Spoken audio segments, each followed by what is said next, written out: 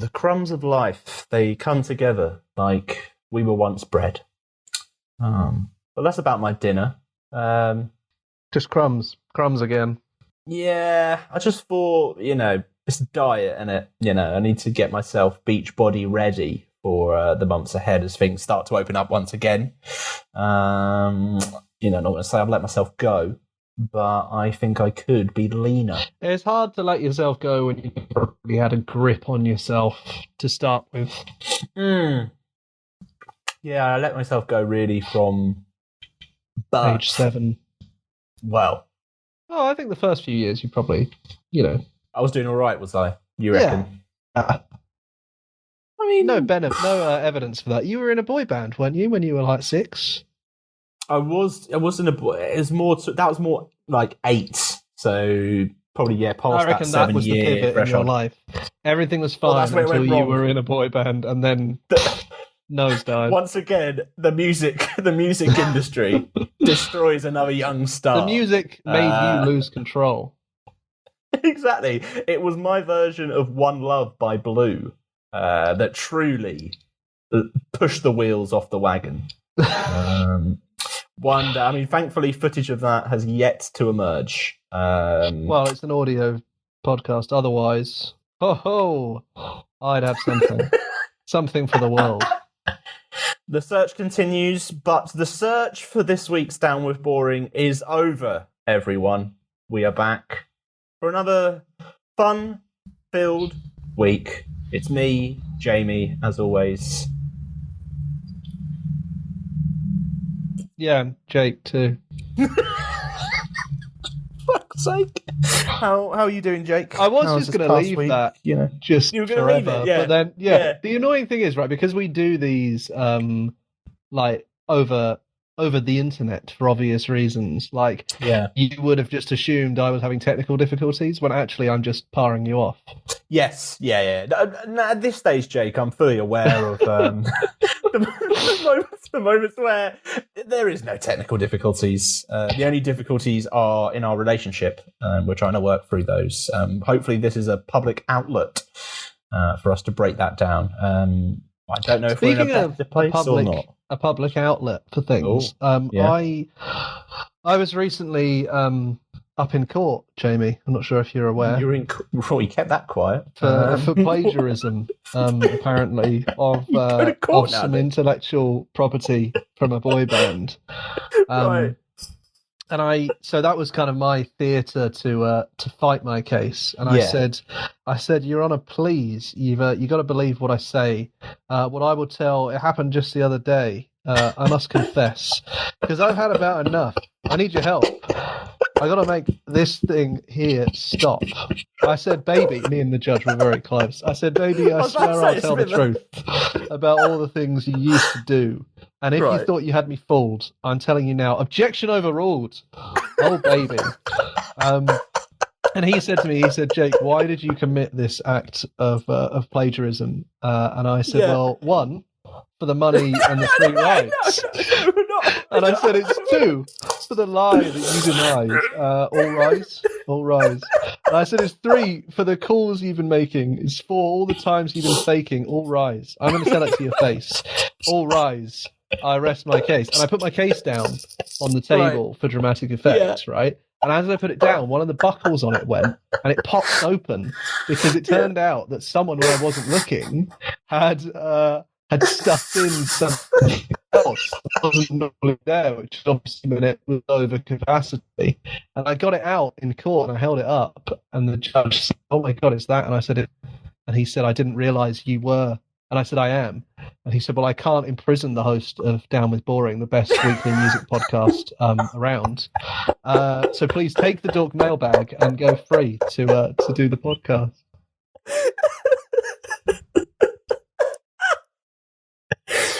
Quite a real, they don't show that, do they, in Law and Order? They don't show that sort of it's too real. Back and forth. Too real. Too real, if anything. Too real. Oh, God. So from this anonymous... People will be watching, they go, this is it. This is too real. I can't have it. Too real. So from this anonymous drop-off, if you will, in court... Yeah, a dead drop. Yeah. If you will, we have the mailbag once again. What lies within? What So objections? inside there was £500,000 in unmarked bills, which I used to pay off the boy band Blue for stealing Thank their God. lyrics for that mailbag Yeah. segment I just did, and I 2 hope letters. we're all good now. Right, happy days. Well, what lies in letter number 1? So the first letter says, "Hello, Jake and Jamie. Hello. Thank you for your eternal commitment to casting boring into the wilderness where it belongs. My question to you both, though, is which pop star would you most like to go to the zoo with, and why? Also, which animal would you go and see first with them? Kind regards, Matthew in Kirkcaldy." Sorry, where's that? Where's Kirkcaldy. that? Kirkcaldy. Kirkcaldy. Isn't it Kirkcaldy? Yeah. It is. I have been reliably informed by a Scotsman that it is not what you just said, and I will be hung, drawn, and quartered if I mispronounce it. Right. So what's going to happen to me? Have I just done some? What? Well, am I all right? Or... Come on, the writing's on the wall, mate. Anyway, which pop star would you most like to go to the zoo?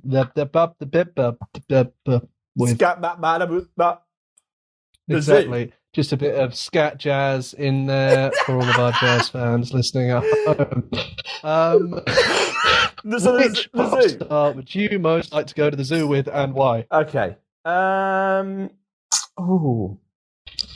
God, it's tricky, isn't it? I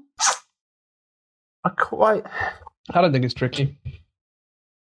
Well, all right, okay. If you've got an, you go for it first. Then, if you've got it covered, Jake. No, I've asked you. You go first. I asked you. You go first. I reckon it'd be quite nice. I think you'd have a nice time at the zoo with Taylor Swift. You reckon it'd be quite nice? So you're a pirate now.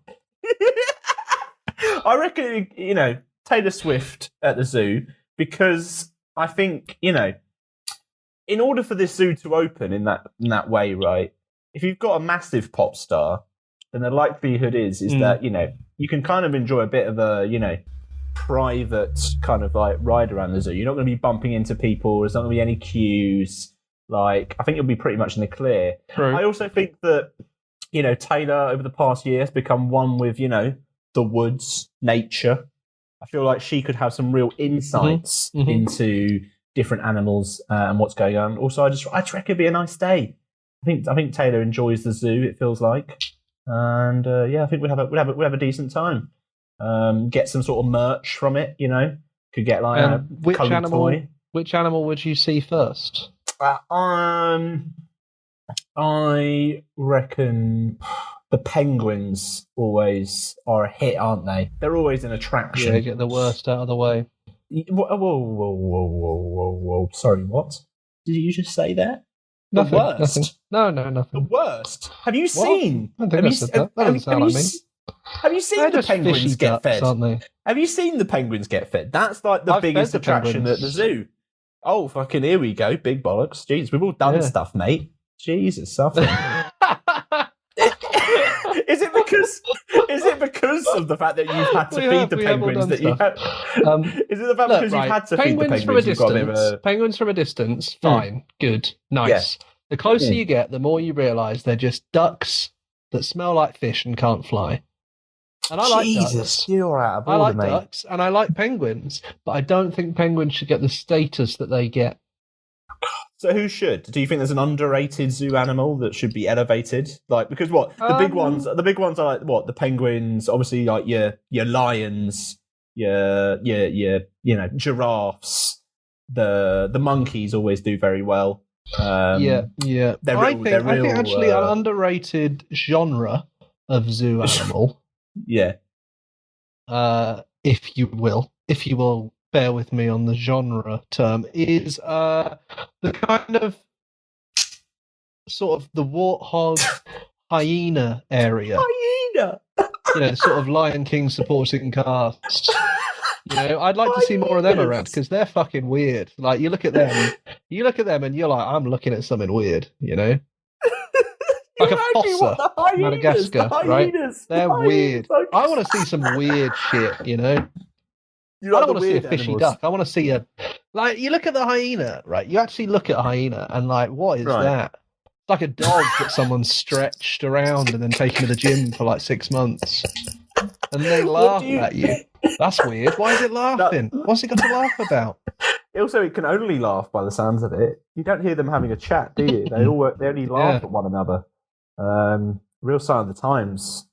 Exactly. What do you make, Jake, quickly, just on the zoo life of when you go to like a big zoo, for example, and they're like, oh, we've got, got lions, got all these kind of like exotic animals, Komodo dragons, all that jazz. And they also chuck in like, oh, and by the way, here are some goats. Here are some chickens. Oh, big fan of that. Big you like that? fan. Okay, yeah, I can see that. Yeah, because you can go in with the goats. You can, yes, you can play around with them a little bit. That's what's good about the goats. It's like, when you go into the lemur bit and they're like, don't you fucking touch the lemurs. We've let you in here. But if you go near a lemur, I will tase you. Yeah. Right? You go in with the goats and they're like, yeah, put some straw on its back, slap it on the head, who cares? Yeah, just have a little play around. Like, just don't go too much. The goats don't mind. They like it. And then the best thing about those areas is they always put like a turkey in, which is terrifying and hates you. And it's just like, why is this here? It's like rabbits, goats, and like, oh, look, here's a fucking 4-foot dinosaur with massive claws that hates me. Ready to poke your eyes out. Good stuff. What about you, Jake? What is the pop star that you would go to the zoo with? And the pop star would be Ringo Starr, of course. Right. Me and Ringo. I don't think that's as fun as you think. I don't think that's as fun as you think, mate. I doubt it. I feel like the thing with Ringo is he's a bit of a sourpuss, isn't he? Yeah. He's retreated into himself a bit, and I think the zoo would really remind him of what it's like to feel joy. Oh, that's nice. There's a service there, isn't it? Yeah, and I think for that reason, what we'd do is we'd go in and we would see the big like Galapagos tortoises first. Yeah, good shout. Because they're wise, but they're cute. And they're old. Yeah. I think Ringo would have a lot in common with them and he'd really bond over them, And he's an old boy. He doesn't want to have to keep track of a fast-moving animal, So for pure speed of eyes, Ringo, exactly. We're going to take you to the Galapagos tortoise, if you will. Plus, it's Ringo. Incredible. We could probably convince the zookeepers to let him ride one. Yeah. He is that. Depends if they're more of a Rolling Stones fan or a Paul McCartney fan. Exactly. Anyway, moving on to the second letter in the mystery mailbag. This one is from Megan from Newcastle, and she says, "Hi, Dork. Did you see that Kermit the Frog was the snail on The Masked Singer?" Holy shit! Yes. And then she said, "Why aren't either of you on The Masked Singer or a snail?" Two, second questions. Very good question. I don't think we actually have answers for that. The Masked Singer aren't taking our calls, and neither is the genetic lab to turn us into a snail. It's hard to get hold of a shell at the moment. Is all I'm saying. There's a waiting list. So, did we see it? I mean, yes, certainly did. An incredible move. I rate I don't know what songs that Kermit sung on the show, but obviously now I'm massively interested, so I am looking back on what the snail's been up to. Same, yeah. Just to see, what belters were being blared out. The thing is with Kermit, I enjoyed watching the clip is because Kermit's such an old hand. He knows how to build suspense. He doesn't come out of that snail for quite a while, does he? And they're like, what's happening? What's that? Yeah. Up he pops, hand out first. Them hands. And then hands just go, right away who it is. An incredible debut on television once again, Kermit the Frog on The Masked Singer. We are trying just to let everyone know it is our goal to get Kermit on the show one day. No, it's your goal. It's our goal. My goal is Ringo. Your goal is Kermit. Both old froggy men who won't return our calls. A real sign of the currentness of this show. We're going after some real new blood. to come in and spruce things up. So as soon as we hear, we have the fresh young talent of Do Nothing coming up on the show, but I would drop them in an instant for Ringo Starr or Kermit the Frog. What a way to build up towards their arrival. They're all right. I think they'd be fine. Yeah, I think they'd be fine with it. Understandable. Different lanes, isn't it? Different lanes. Cheers for your mailbag questions once again. Please do keep those coming in. Yeah, before we delve into news, it's probably worth reminding everyone that there is a new issue of Dork out now. You can pick up a copy from the Dork website. On the cover this month, Girl in Red, who we talked about last week on the show, whose debut album is coming up very, very soon. It's a big old packed issue once again. Some real incredible insights and some arguably odd moments where a band member is described as a sausage roll by another one of the same band. We won't delve in any further, but let's just say it's a packed issue. You can pick up a copy, go on the Dork website, or sign up to be a subscriber, and you get access online to loads of exclusive stuff. To do that now. Wasn't exactly a snappy ad, but I guess it'll do. Jesus Christ. You're gonna be like this all show, aren't you? Well, you certainly are after this news. Kicking off happened? Music news. It is Jake's most beloved artist, the one and only Paul McCartney. Oh, for God's sake. Has announced that he has a new album, which is going to be of all-star kind of like musicians who are going to be doing like their own takes, reimaginings, remixes, interpretations of his last album, which was McCartney 3, which came out at the end of last year. So, A, can't he leave us alone for 6 fucking months? And B, he's releasing an album which is just karaoke of his album. He's basically looked at the album and he's gone, this album is so good. And he's rung up a load of musicians and gone, have you heard how good my album is? I bet you want to do something that good. Why don't you do a cover of the songs and I'll release it as if it's mine, even though you're doing all the work?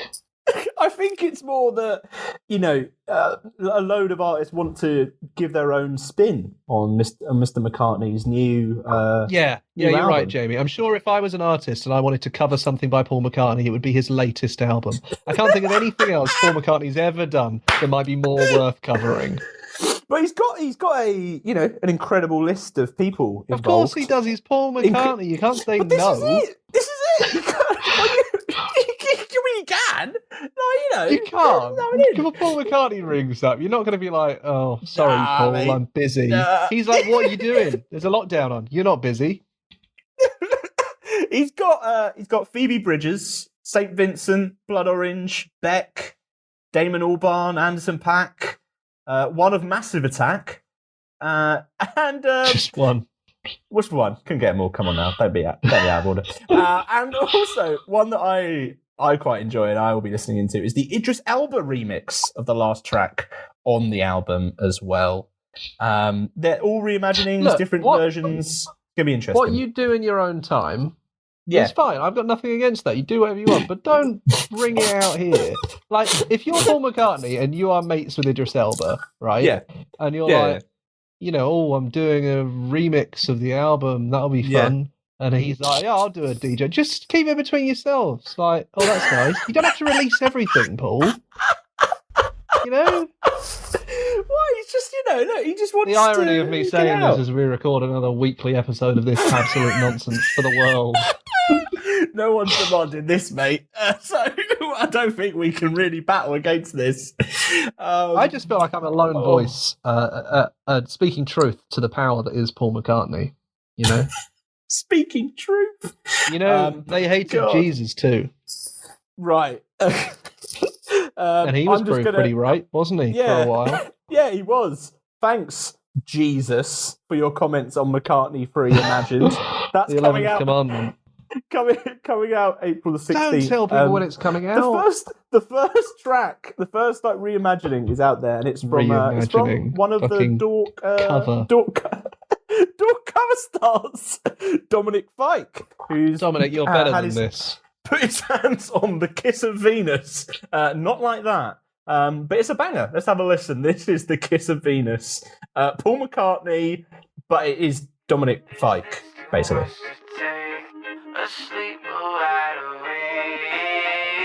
And if the world begins to shake, will something have to break, or will we stay awake? Have you read the paper?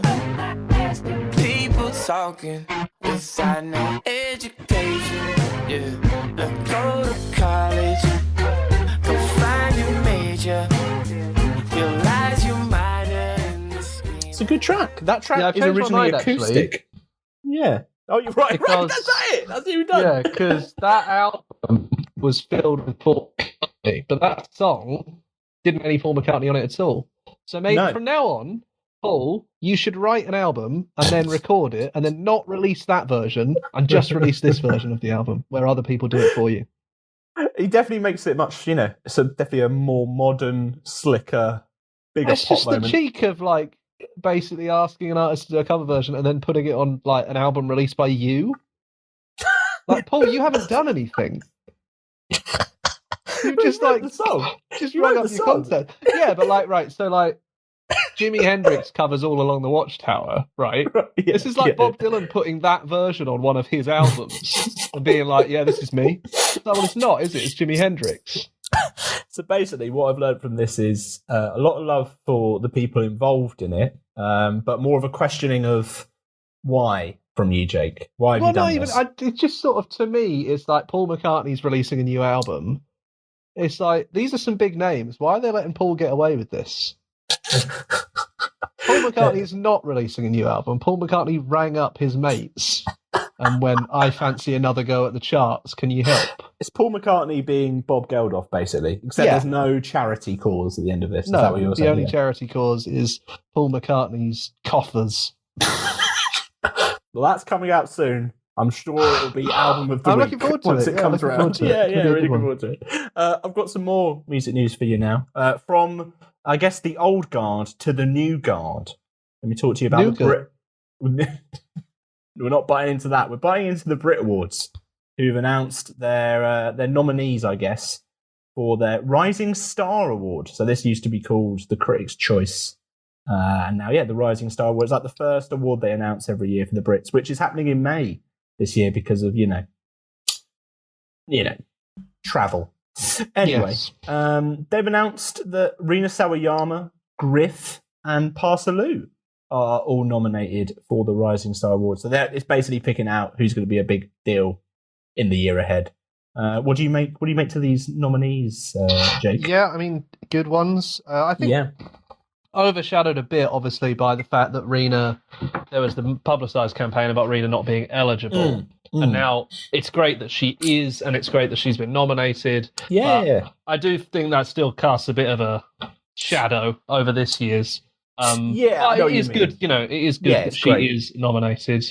Yeah. I think. All yeah. three are great. So no complaints here, really. Yeah, we've talked a lot about, I think, all of them have said how, brilliant they are. Obviously, Griff put out Black Hole this year, which we talked about on the show, which is an absolute banger.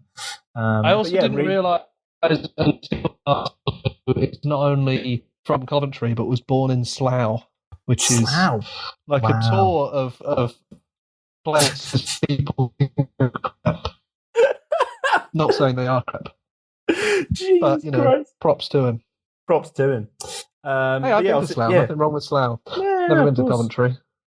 We'll leave it be on that. But obviously, Rina, very well publicised campaign to change the rules at the Brits, which allows any artist, who's been a resident in the UK for more than 5 years to qualify now, which is, I think, great, which is really, really great. And it's good. It makes it's great sense, work from doesn't it? Rina. It's- Absolutely. And I If you're- think especially with Rina, like she's not exactly like she's being nominated for loads of awards in Japan because she doesn't live in Japan and hasn't for years.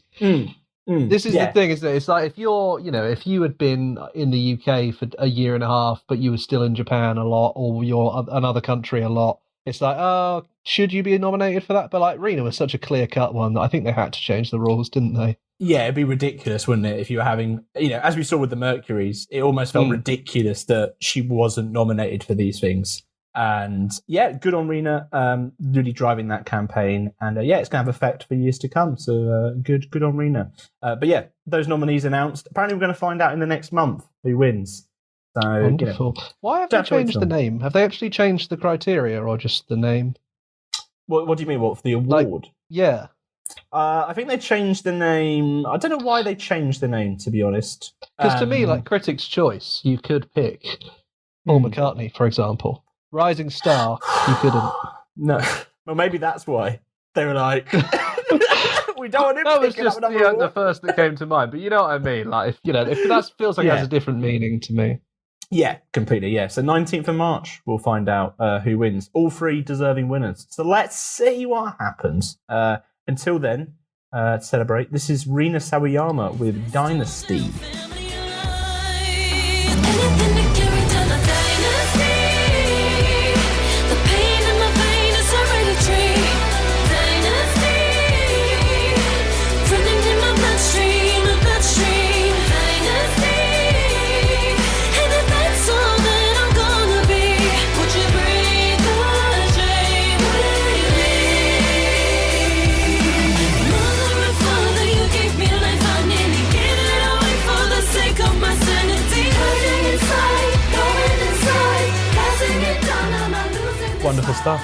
Wonderful stuff. Jake, let me talk to you about festivals. Oh, God, the news, it comes, relentlessly. Thick and fast. But let me talk to you about virtual festivals. And all I'm going to ask is have you got your passport ready? No. Well, you won't need it. Because South by Southwest this year is all online. When you hear it, this will be obviously out on the Monday. This week is South by Southwest. Loads of big new acts all taking the stage. And we will be there. And by be there, I mean we'll be at home. Be here. Yeah, we'll be here. Looking at there. Watching some of these artists and letting you know who's been great and who isn't. So kind of the first big showcase of the year, but all done obviously online. Range of big acts, obviously favourites like Baby Queen, Walk Disco, Buzzards, Do Nothing, of course. Do Nothing, of course. Here soon. He'll be here soon. Yeah, you got Phoebe Green, Sinead O'Brien, Pillow Queens, Black Country New Road. There's a bunch. There's an absolute load a lot of good stuff, names. as well as a lot of absolutely crazy stuff I don't really understand. Yeah, like a showcase, isn't it? Because you've got kind of like different countries bringing their best, all spread out across the next week. Diving. So this will be my first year covering South by Southwest. So normally Likewise. You obviously would fly out to America, get wined and dined by the many major labels there, which we tempting wait you for. along to their acts. This year, I'll be here. Oh, the joy, the dream. But it'll be beamed into our eyes. So, we've got I think there is genuinely there's that whole thing with live streaming festivals. It's not all like digital, online, whatever you want to call them, festivals aren't as good as the real thing. But they are a lot more accessible for a lot more people. And I think especially with South by Southwest, which for most people, I would have loved to have gone in years previously, but that was never going to happen. Whereas this year, the acts are coming to me. And also, I guess like South by Southwest, like kind of has become, I don't know, a bit of a, the music industry goes there. Do you know what I mean? It's not necessarily something where, a lot of fans fly over from the UK or anything. So I actually think opening it up like this, probably for the better. More people can have a look at these new artists, get in there nice and early. So. And but it's going to be, see what people are cooking up. It's going to be very interesting. Is there any particular standouts for you, Jake, that you're like, I need to check out, see what they're doing? For me, there's obviously a lot of the bands that you've already mentioned and the kind of core dork stuff that's happening. But I'm quite looking forward to being able to flick onto something I've never heard of from a country that I don't know where it is on a map and watch that. Exactly. That's always the joy with.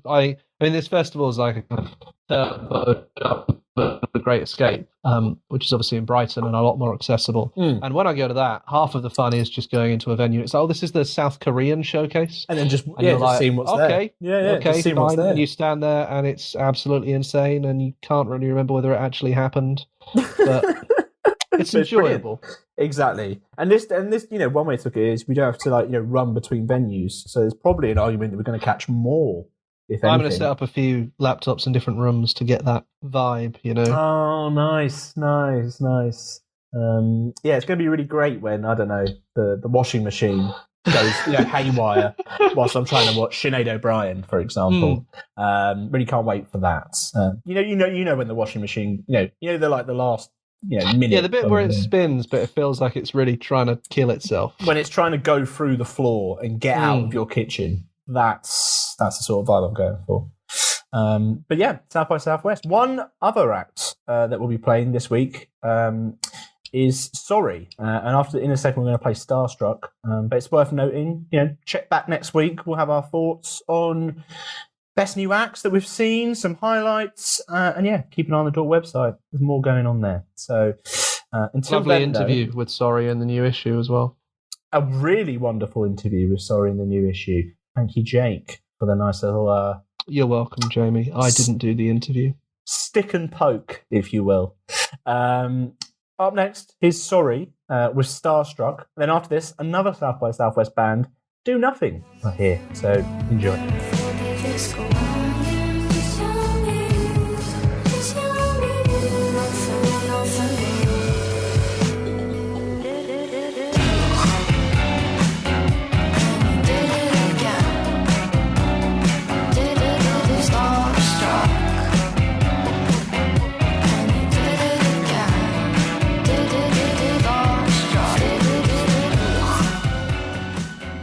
And Jake, it has come to that time. Yes. We are joined by special guests to bring the quality of this show up once again when we need it the most. And we're joined now by Chris Casper from Do Nothing. Guys, welcome aboard. How are we doing? How is life treating you? Thanks for having us. Yeah, good. Thank you. Very well. How are you guys? I mean, we're I was all right when I spoke to Jamie for 45 minutes, and now it's all downhill. But you're here to save it, so it's fine.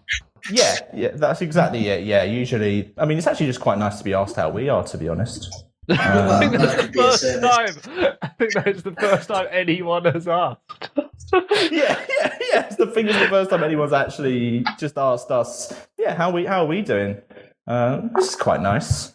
I mean, we've got a bunch to talk about. So we can also just talk about how our days have been. How have your days been? Been good?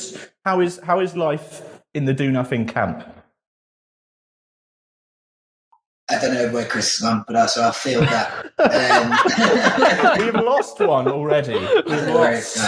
We got started and he just went, fuck this. I can hear him knocking about, talking to someone else. It's all going on. He's back in the room. Wait a minute. Can you hear me now?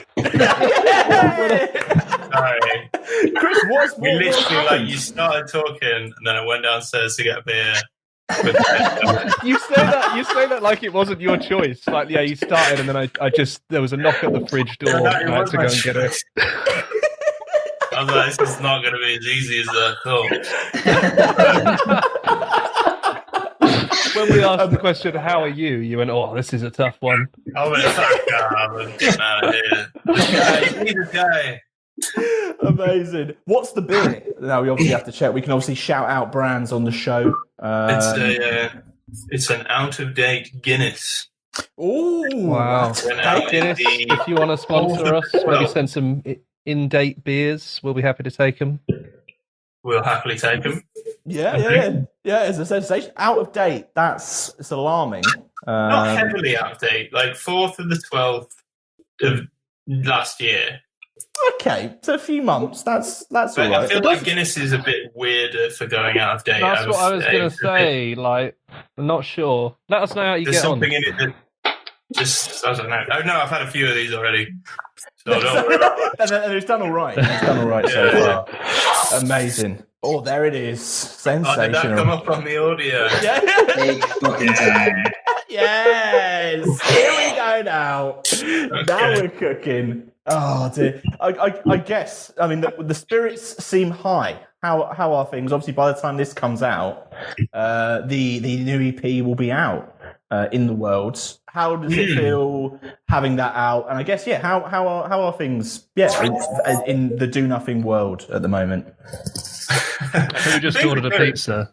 Oh, Yeah, no! I was wondering if anybody would... Sounds like you are having a fantastic evening, though. To be honest. This is amazing. I was.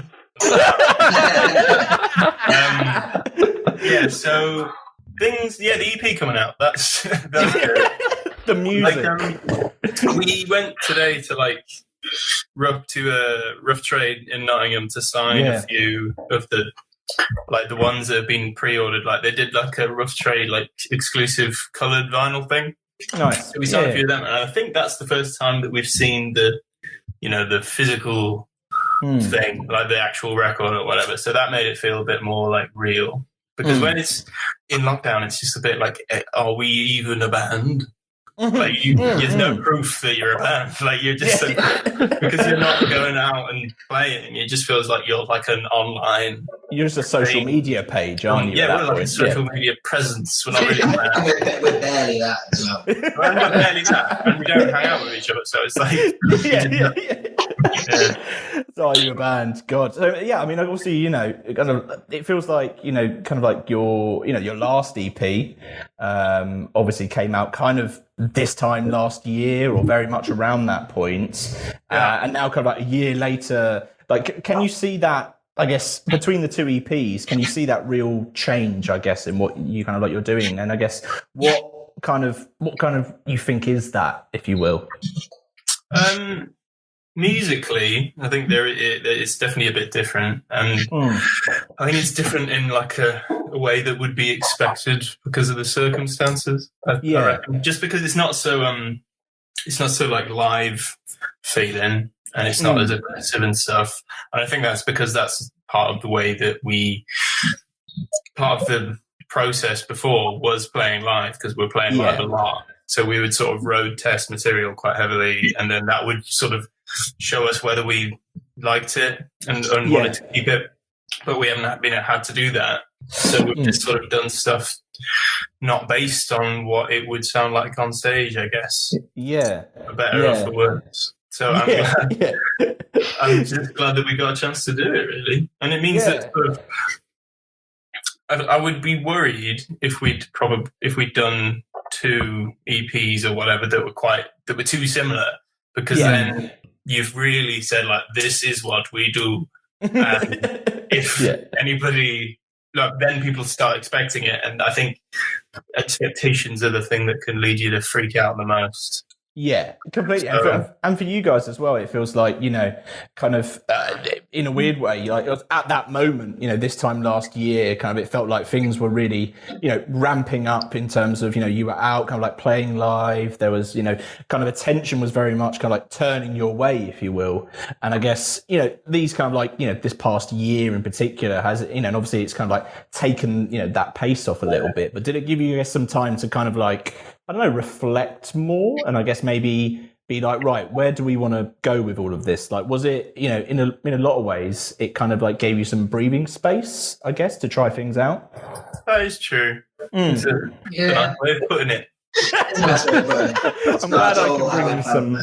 I was going to say that neither of you sounded very convinced there about we've been like really enjoying playing live loads, in a way we haven't really done before. Because I mean, the more you play live, the easier it is for you, and then the more you play, the more popular you get, and the more people are going to turn up, and the better the show is. So like we were just getting to that point where like almost like 4 out of 7 shows was like really good.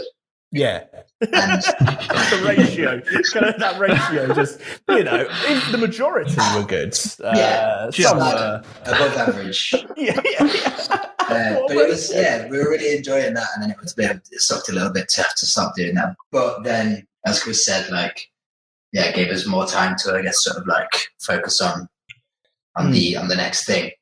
Yeah, no, definitely. And does it feel like you've had time as well to kind of like, are you one of those bands who kind of like build up a load of tracks? Like, do you almost have like, right, we've got a load of stuff that we've almost recorded or have worked on or have in place? Like, did you use that time to kind of do that? No. We are at least one step behind at any given moment. We're scrabbling to have enough material rather than like, bathing in the wealth of it. So, like, I think I think the way that we write is not one like a very prolific one. Like, there are some people who the way that they write is that they write lots of stuff, and then by nature of just averages, some of it will be good, I guess. Yeah. Or like some of it will be like the best stuff. But we tend to just write less stuff overall and try and, I guess, make most of it come out good. I think it's just because I don't really have like, I can't make myself work on something that I think is shit because I just kick myself too much. Yeah, like, you switch off. Yeah. You're like, I'm done. Yeah, I'm just done like, with this sucks. Yeah. You're an idiot.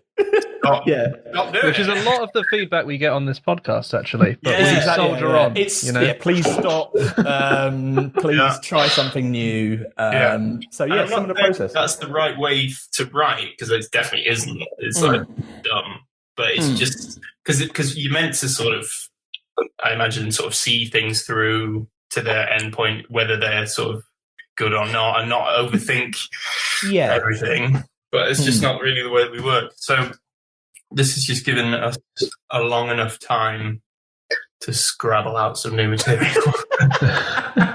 So, like, we've got there. We've had enough time now. We've got enough, guys. We've got Interestingly, enough. now that this EP is sort of finished, the writing process is becoming more honed, and actually now, like, it's sort of things are going quite quickly. Yeah. Do you feel like you've become, like, I guess, tighter as a band, I guess, musically as well? Does it feel like you've got a real handle on exactly who you are as a band? Does it feel like that now as well, I guess, especially with this EP? Yeah, that's the thing that I've been paying the price, because in an interview a while ago, I said something like, we've sort of figured out exactly what we want to do, and I'm paying the price big time. People keep saying that, like, quoting that at me, and I'm like, oh god. Oh no, I didn't. I was probably like having a nice day. Yeah, so, like, in a positive mood. You're like, we've got it. Good, man. So, like, I think you've always got to be second guessing yourself to an extent and changing things, because I think it's really like a bad place to get to sometimes, is where you're confident that you have a certain style and a certain thing that is your brand. I think that works for lots of people. Like, if you think about, like, Sleaford Mods or something, they definitely have a sound. Yes, like, you know exactly who they are. Yeah, the variations on that sound is what works for them. But I think I would prefer to sort of try and keep it open enough that we don't have to stay in one place. I want to keep it open enough that if we change, people won't be mad or upset. Yes, Exactly. Be surprised nicely, and then maybe they wouldn't like it, but they wouldn't be like, they promised me a certain sound. What is this drum and bass song? For the love of God, I did not expect this. Spoilers. Oh right, sorry. I thought that was a genuine question. Wait, look. I mean, if it's going to come, we're up for it. We'll have it. I have not. I am not.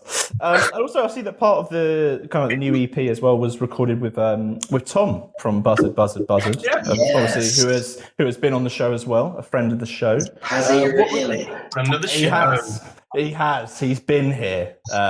He's a good lad. He's not replying to our messages to come back, but that's But probably he more ran on the us than gauntlet, him. and that's what counts. He did. He came out the other side. What was that like, I guess, as well, with working with Tom? Is this the first time you've kind of worked with him as well? Yeah, it was. He's amazing. He's such a sweet, lovely, friendly, enthusiastic man. And we'd met him a couple of times, like at festivals and gigs, sort of like year or so beforehand, and so we really got along with him. And then heard some of his stuff that he produced and mixed, and we thought it sounded really good. And he was pretty cheap as well, so we. So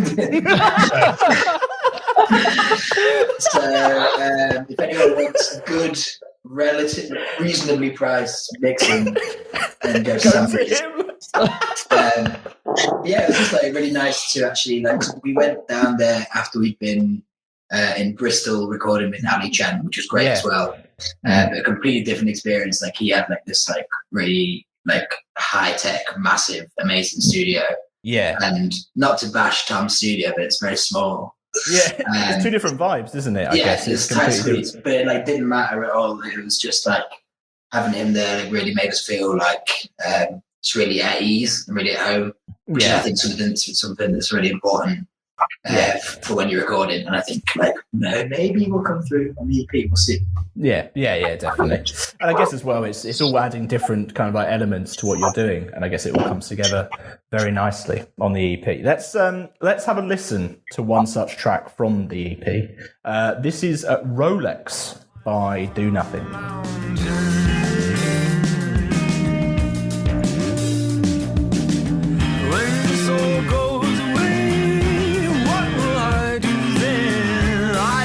It all back out just to drink it up again. Rolex, it's all wasted time. And there it is, Rolex by Do Nothing. A tune. You see, it's as you can tell, we all sat, we all listened, and we all enjoyed ourselves. Fucking banger. There we go. Put that on the poster. Put it on the poster. What, a quote from the band? I don't think that's how it works. Yeah, 5 stars, Do Nothing. You believe in your work, Back yourself. Back yourself. It's now come that time of the show where we ask our guests to join us in a fun-filled game. Each week, the game changes, but yet the atmosphere remains the same. Exactly. So this week, let me just make sure I get this right. Come on, Jamie, back yourself. Not sure about that. This week, we're going to play a game. Of course, the new EP, Glueland, coming out and is out now. This is called Glueland, where we are asking our friends here at Do Nothing, out of these choices, who would you rather be stuck to in everyday life? Beautiful. Bring it on. I apologise, guys. It's all right, mate. Don't worry. I can't wait. Jake, do you want to start first with the first two choices? Of course. So, out of these two household celebrities, would you rather be glued to King Kong or Godzilla? Do we get to both decide? Yeah. We want to see you working. We want to. We don't arrive at a consensus, but we don't have to start at one. Yeah, exactly. I say Kong. Agreed. Because he jumps about. That's true. Godzilla is very be more interesting. Well, not interesting. It'd be terrifying, but it would be more of an. Because as Godzilla, you're just sort of walking around quite slowly, being shot at by most people. Yeah, that's true, isn't it? And also, the texture, if I think about it, Godzilla is quite scaly. Very scaly. Big soft monkey to be attached to. Exactly. So for comfort, I guess, as well. Plus, I guess the first bit, no one knows how long, but for a lot of King Kong's life, he's living on an island paradise, whereas Godzilla is under the water. where you'd probably drown. Yeah. Or in a city getting like fucked up big time. Yeah, it's true. I mean, I don't need any of that. Logical decision. Easy answer then. Just tell you what, if we're attached to either of these, are we them sized, or are we still us sized? Great question that we have. Or are they us sized? Great question that we have definitely not thought through. I think you are you-sized, because I think the rest of them are sort of normal sized. So you'd be a tiny blip on the side of Kong. So it's like someone covered you in glue and then threw you at King Kong. Okay. Thank you for. We want to get it right, of course. Yeah. We don't want to put out a silly answer or anything. I've got another one. Are we all familiar with a certain Greg Wallace off of MasterChef? Yeah, I love him big time. Intimately. Well, this is going to be Not interesting. this intimately. The choices are. Would you rather be stuck to Greg Wallace from MasterChef or Gordon Ramsay? So two different chefs. Jesus Christ. Fucking Wallace, big time. There's no doubt. There's no doubt here. There's no doubt. Next one. Have you seen the photo of Greg Wallace sort of like he's on top of somebody at a dinner event, slapping his face in? Excuse me. It's like I think the guy must have said something, Is he angry? And then he's basically like got him by the cuff, and he's ready to punch his face in. I've just seen it. I've just Googled it, and I've just seen blurry, it. Isn't it? It's blurry, and the guy that he's holding is extremely red. Like he looks like. But it's got the motion blur of like a catastrophic dinner party event. You've got the action shot of it, which I really rate. Like, oh my God, Wallace is on it. So he's not one to mess with, is he? He's like very I clearly think my can handle favourite thing himself. about Greg Wallace, my favourite thing is that he's not a chef. Yeah, I've never been a chef. So on MasterChef, he's just there, and this person making beautiful food, and he's there, oh, that's not going well, is it? It's like, Greg, what do you know? I mean, like, most people have a basic knowledge of how food works and how it's cooked, I would say. Yeah, but It's like, true. it feels a bit like you would be there. Like, look, if you're gonna take the piss, at least be a chef, Greg. Yeah, you're right. Yeah. I think he's immune now. He's got It adds immunity. to my enjoyment of the show. I just think as a contestant, I wouldn't really enjoy it, but you'd be glued to him, so it's fine. Yeah, you're glued to him, and by extension, you would be involved in all these various activities. If you Yeah, get he into takes a us all brawl, kinds of nice places to eat. you're there. Does You're he have getting to nice look after us? Does he have to I think feed so. us? Yeah, I think so. Yeah, because you're glued to him, aren't you? It's not the other way around. You've That's been a stuck to chicken and him. egg situation. I mean, like, Yeah. Ooh, who's glued to who? two of us. Are you jointly responsible then for your everyday I life? feel like he would be the one with the power of like walking. You'd be stuck to him like He dangling. would, probably. Like sideways. We would be a burden on his celebrity. So, because he wouldn't have to come around and do stuff with us, I don't imagine, because it wouldn't be as important as his prior engagement. So Yeah, that would. Yeah, So you'd have to cancel shows and be like, sorry guys. We'd have to say he's got the most important life, and it's probably him. Sorry Greg, guys. we're booked to play the Lexington tonight. Tonight's not good for me. But Greg, it's sold out. Nah, sorry, not having it. All right. the crux. But a very clear winner there, Greg Wallace. Obviously, not even close for Gordon Ramsay. Jake, what's next? So for the purpose of this one, you can assume that you can breathe underwater. Would you rather be stuck to a fish or a duck? Fish. Fish. Ooh. Ducks are horrible bastards. Yeah. Is that from any previous experiences? Have you been attacked by a duck at all, or just their aura as a whole? Mallards are famous bastards. Ooh, yes, that is true. That is, can't dispute that. It could be a nice duck, not a mallard. Could be stuck to a farmyard duck. Are they any different? They're quite cute, aren't they? But they also like big time sex pests. Oh, Jesus Christ! Yeah, but it'd make you look good in comparison, right? That's No, true. but you glued, and I would be like, I don't think you'd people be would. like, why didn't you start the duck? from being a sex pet. Yeah, but I'm thinking like with this one, if the duck is duck size, like you'd have a lot of power over what the duck could and couldn't do, so you could I prevent. guess that's true. Yeah. I would kill the duck immediately. Oh, I mean, fair. I mean, this is Like, it. That's not 2 minutes ruled out. in, the duck would be murdered. But the Like, glue is so You also just strong, have a, you'd have a rotting duck stuck to you. yeah, that duck glued to you. But is it better than a live duck? A live duck will be quacking. there you Yeah. go. Yeah, what's better or The worse? infernal quacking of a live duck. Yeah, so I guess with the dead one, you'd have a few weeks of it being really horrible, and then like, Yeah. eventually it would be fine. Whereas And the you got your live life duck, back, haven't you? Yeah, got your life back. I had to put my life on hold when someone stuck this duck to me. I wouldn't kill a duck. I'm sorry to all the duck animal lovers. lovers. I wouldn't kill a duck. I would look after the duck. Of course, But of the course. fish would be fun. Fish are quiet. The fish are pretty chill. Mm. Yeah, I feel And like you can also, see in the make ocean, noises? that means you can breathe underwater and go and see stuff. It'd be cool. exactly. Yeah, true. The natural, adventure, if you will, that the fish can present. The duck cannot. The duck's just going to be Yeah. sat in the park, if anything. So I completely back it. I completely Yeah, back just it. bobbing up and down. Yeah, it's not the one. You got one for us, Jamie?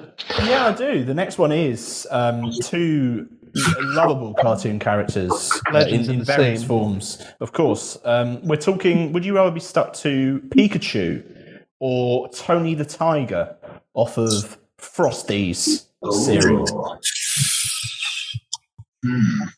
That's a hard one. It's a toughie. Not a So clear cut. so Tony the Tiger says it's going to taste great, right? That's Yeah, Tony the Tiger. that's the guy. That's the guy. Yeah. Not to be So you're confused gonna with the Cheetos leopard. No. No. Well, I assume it's a cheetah, right?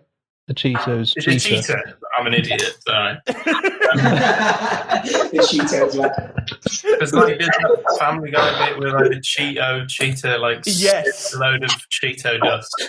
It's Just really go- easy being cheesy.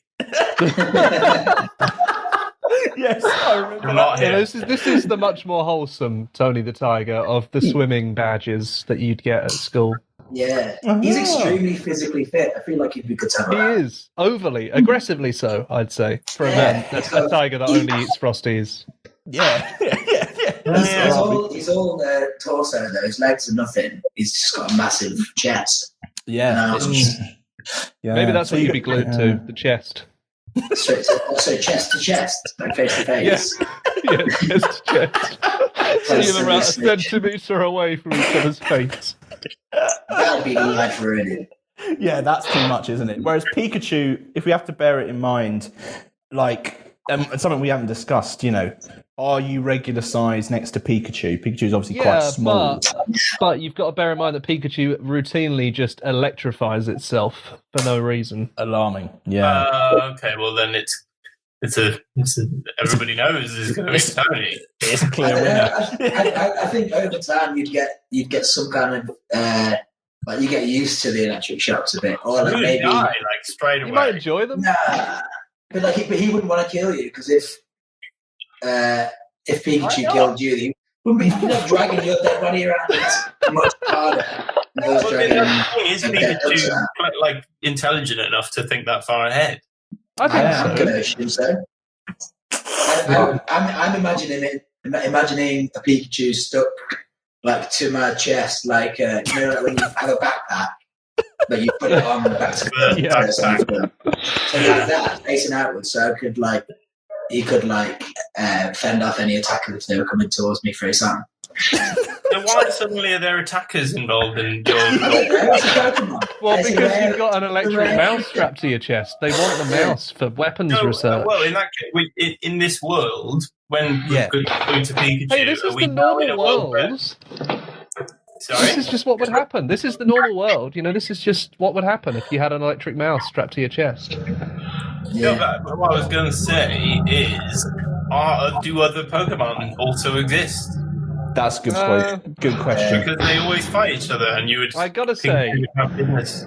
you're taking this a lot more seriously than I expected, and I haven't come prepared. You don't have an answer. Good man, So lads. let's say no, there aren't other Pokemon. Okay. I picked Tony and Tiger. That's it. I'm going Pikachu. It's the first one to disagree though. That's a disagreement. I mean, fair. I mean, both have their benefits, but do you think this is going to cause a rift in the band, or do you think you'll push through? I think it's might quit after this. Oh, okay. Well, we better get these out of the way before you do. Let's enjoy this then. time together now. It's last one. Imagine if this was the end. What tipped you over the edge? It was actually a discussion about whether Pikachu or Tony the Tiger would be best to be glued to. What a way to go. So the next one, a bit more down to earth. Madonna or Cher? Ooh. Don't know much about Cher, to be honest. I don't know much. You could get to know. I guess Yeah. But by then it's too late. Yeah, I guess the question is, do you know too much about Madonna? So if you've got a clear idea of Madonna, it's more now, would you want to be stuck to Madonna in her everyday life? Mm-hmm. I feel like she must have a pretty amazing life. Yeah. It's Madonna. Yeah. It's true. She's bigger than Cher by a large margin, right? Is that? Yeah. I think so that's many fair. more tunes. Such a large margin that she'll But be. Cher is still huge, just not Madonna huge. So I think you're getting a nice life. That's fun. Either way. Yeah. It's It's Madonna. I say Madonna. I think She's a legend. she's a living legend. Yeah. Living Did she adopt loads of kids? Loads of kids. Yes, yeah. There's a whole family there, but also think of all the parties that you could go to. I mean, I'm sure Madonna gets the best invites. I'm sure. Yeah, is there any party in the world that Madonna is not in?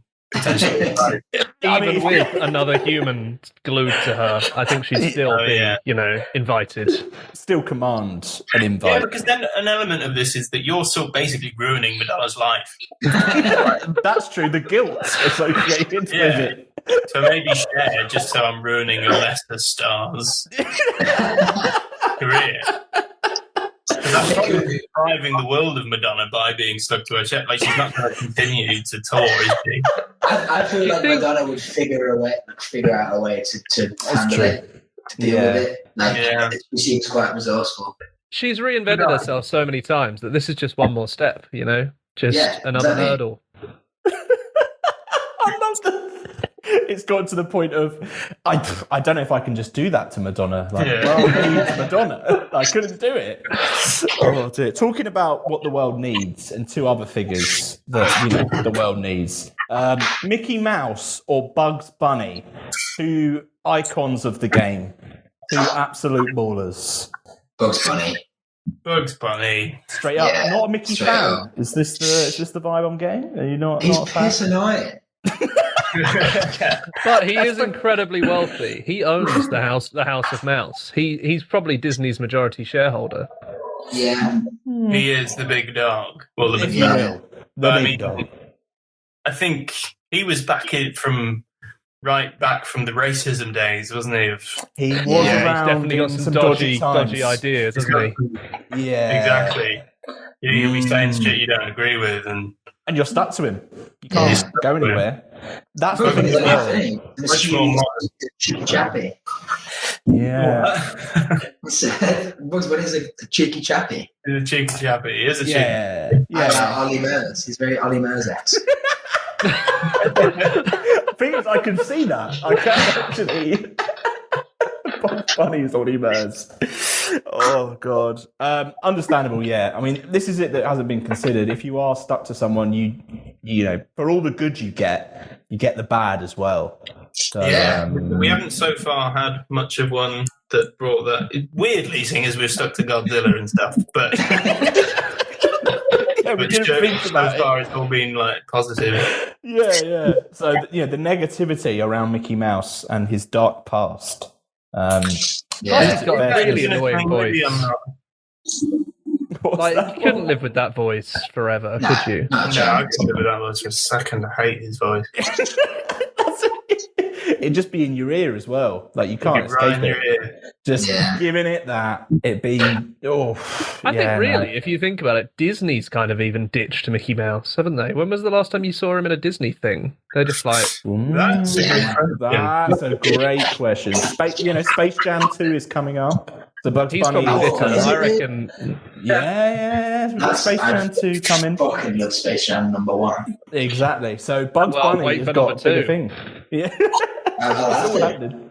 It's all presumably going to be more of the same with less R. Kelly, which we can all tout as a good thing, I think. Yeah, I think that's we can all tout as a good thing.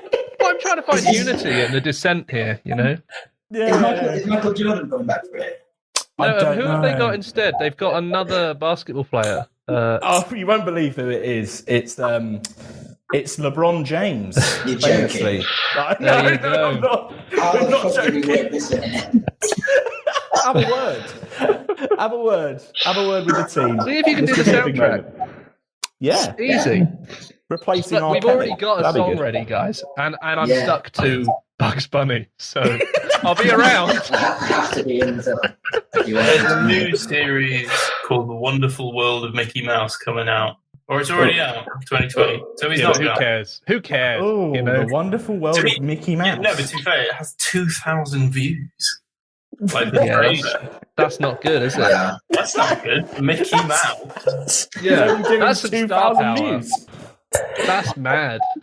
We've got more Wagon. views on YouTube than that, which is insane.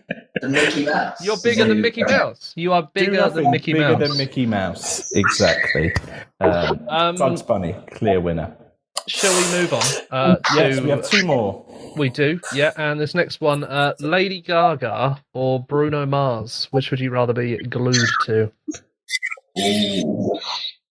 That's tough. They're both very sick. Yeah, and both offer, I think, different, opportunities there. Yeah.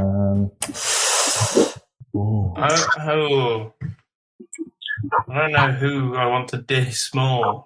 Not really. I don't want to diss any. But I just mean, I guess with Lady Gaga, you'd be going to classier affairs. I feel like she's more culturally tapped in, right? Yeah, I mean, she was at the inauguration, so she's getting into certain things that maybe Bruno maybe doesn't get into. You think you'd be forced to have weird sex with Bruno Mars? Not with. Sorry, I don't mean with it. I mean, you could.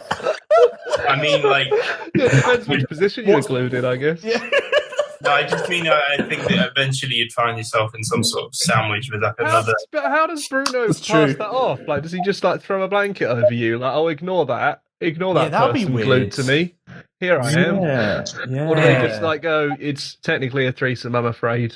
The doctors say there's nothing they I'm can do. afraid. I'm afraid one or I'm just saying, if you were going to try and sleep with Bruno Mars, and then you finally got to it, and you went, oh, there's something I have to tell you, by the way. This isn't a growth. It's another human being glued to me. That would be a shock, wouldn't it? Yeah. But also, it would be as much of a shock if you were glued to Lady Gaga, I reckon, as well. True. I think Lady Gaga has got more of a history of weird and wacky stunts. People might just be like, oh, good one. Yeah, true. Yeah, it was like a good PR thing. Yeah. I don't know who I'd choose, man. No, that's the weird thing. If Lady Gaga walked out at sort of a red carpet event with me stuck to her chest, everybody there with the cameras and stuff, they would think this is a bit. She's doing a bit. Yeah. And they would accept that, surely. They would accept it as wow, this is a weird one. Whereas Bruno Mars has worn the same hat for a decade. No one's going to believe he's doing a bit. He doesn't reinvent. He just pumps out the bangers. That's true. That's actually a big part of it. We could definitely get away with going to at least one red carpet event with Lady Gaga. Yeah, no questions asked as well. No questions asked. It's just By the second or the third one, people might be like, oh, they're still there. But the first one, that's a freebie. I think the first one is who's on your Who's glued to you? Your answer, who are you wearing? Who are you wearing? There we go. Yeah. Let's get it in there. Oh, wonderful. I think that's a very logical explanation there. So you're going for Gaga. I'm going Gaga. I'd probably play devil's advocate and go Bruno Mars because I don't want to feel left out. Oh, good. Equal measure. Imagine that. Why are you glued to me? Well, Bruno, I didn't want you to feel left out, so now you have me stuck to you for the rest of your natural lifespan. Probably would have been fine with being left out, to be honest. Yeah, probably. But then also, then I'd feel bad for Lady Gaga having both me and Chris stuck to her, and that might be a bit of a nightmare. That's true. Yeah, didn't think about that. Yeah, the doubling up. My God. Yeah. That's a hell of a lot of added weight, isn't it? Yeah. We've got one more. We've got one more for you. Our final one, which is going to the world of sport. And we're talking Andy Murray, tennis, Don, and Harry Kane, football player. Sorry, to all you Tottenham Hotspur fans.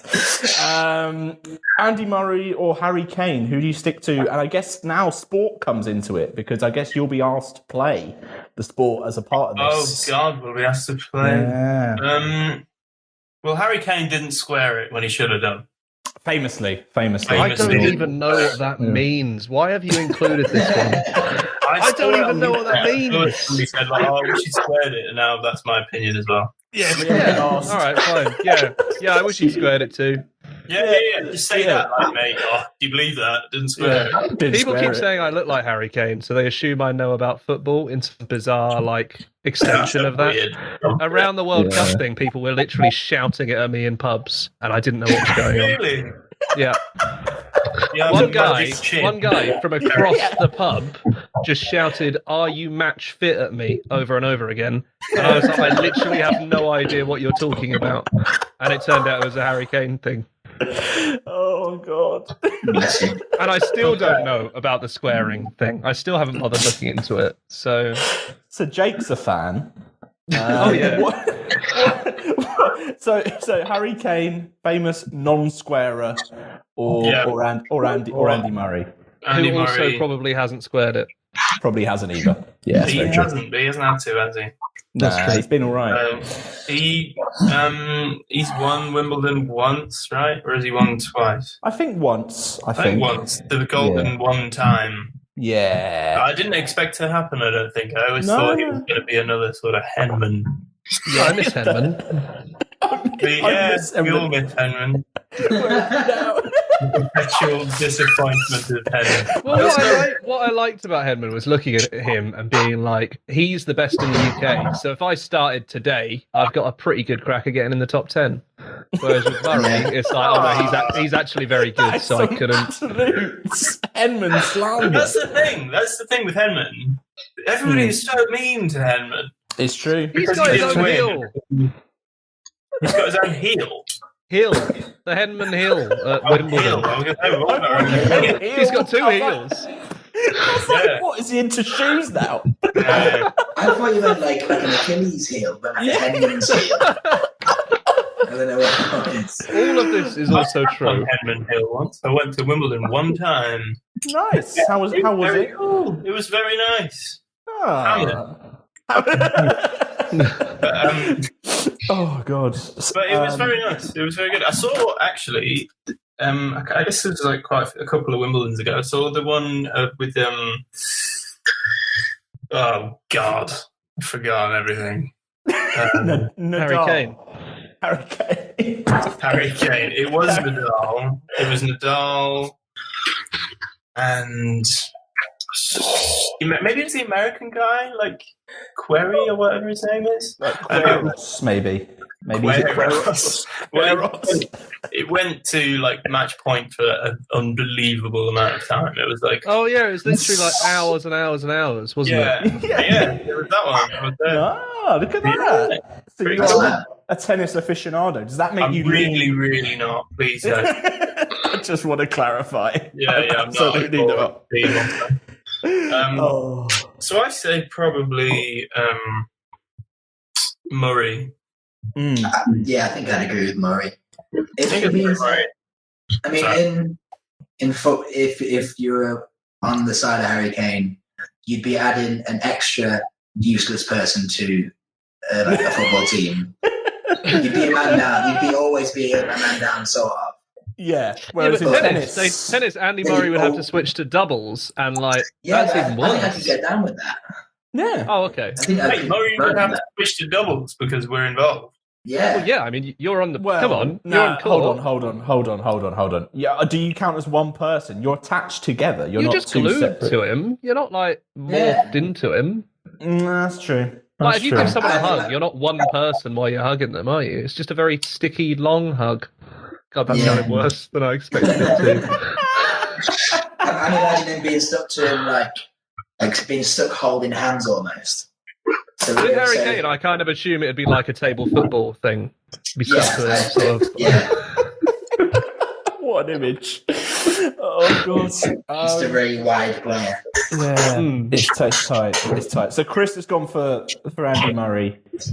Casper, I'm going Andy Murray as well. It's a fair bet. Well, we've truly delved into some moral, psychological, ethical nonsense debates here around the gluing. But I think we all agree, the real glue is human emotion and love for one another. I hate you so much. Oh, thanks, guys. Unfortunately, I'm going to leave now. Thanks for having us. Thankfully, God, we're going to say goodbye now. Thank you to Do Nothing for coming on. We're going to listen to Glueland, famous enough. Obviously, you're welcome back anytime, guys. Thank you for stepping by. If we ever end up in the situation where we're glued to someone else, we'll think of you. We'll be there to think of you. The new EP out now. Have a listen. Enjoy. This is Glueland. I should have seen him going. Why did he string me on? If he had his heart set on going all along, going round in circles like a little baby eel in a glass of water. She said I came all of this way just to be a sunbather. I was made in the shade. What's with all of this noise? You cut your pretty blonde hair.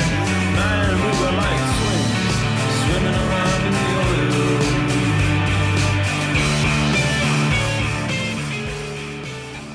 And away Do Nothing go. Presumably Chris, to enjoy a pizza. Yeah, by the sounds of it. Sounded very delightful, if anything, Chris and Casper.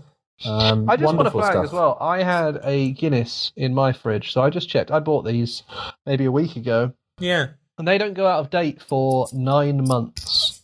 And Chris was drinking one that was 4 months out of date, or 3 months out of date. Yeah, it was notable. A year he's had that, or someone's had that. I don't know where he's got it. It's been passed on, maybe passed down the chain, if you will.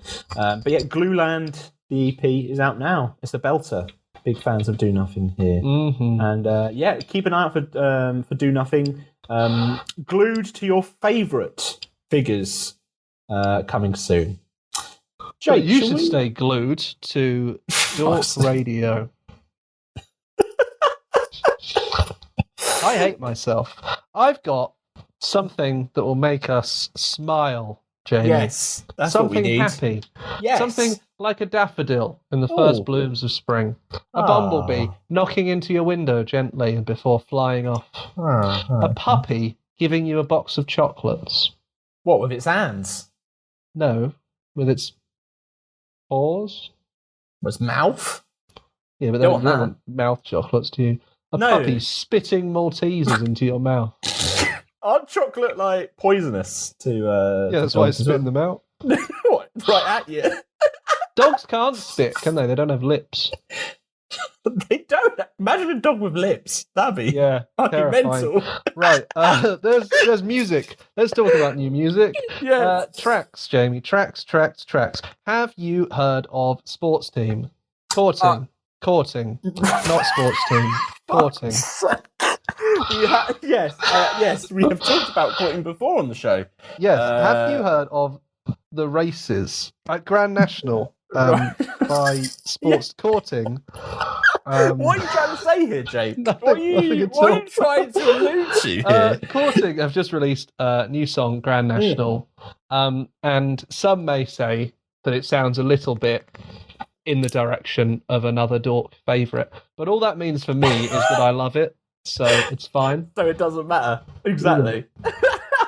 Pretty much. Has there been discourse? Is that what you're trying to say? There's been back and forth? I don't know if, as much as Alex Rice would love Sports Team to be big enough to generate discourse on when they're not on album cycle, I'm not sure it has happened.